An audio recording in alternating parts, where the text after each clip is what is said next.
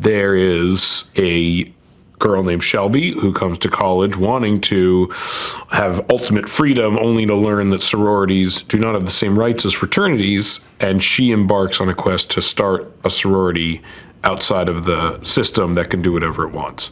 And all these things collide in Neighbors 2.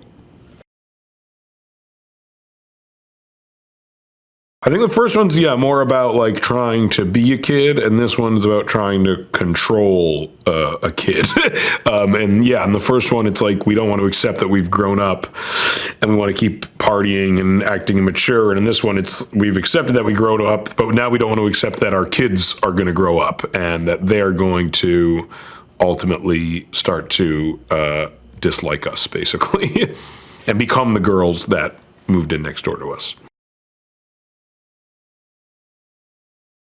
The Cap New Girls are a lot scarier than the Delta Psi people. They seem to have less morals. They have a much clearer vision and, in a way, a much more just goal, which actually, they say, like, the best villains are sympathetic. And I think they're actually, like, their goal is a lot more sympathetic in a lot of ways than the Delta Psi guys was in the first one. And I think because of that, they go much further. And they're actually, like, they're much scarier. I'm much more personally afraid of Chloe and Kiersey and Beanie than I was of Zach and Dave and Gerard and Chris.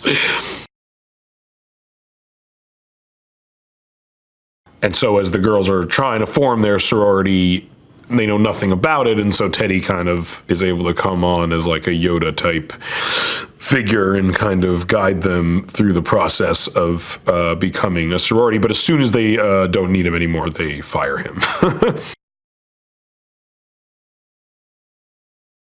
A script is like the worst case scenario, I think, which means that if you just can't think of anything better, you have the script. And hopefully the worst case scenario is really good and something that you spent tons of time working on. And, and again, like they wouldn't let us make movies if like we just had a bad script. Like they need to be as funny as any comedy scripts in existence. And then we just improvise on top of that. Die Hard originated from the failed script of Commando 2. For this and more movie facts, click on more videos. But if you want something else, click on the playlist.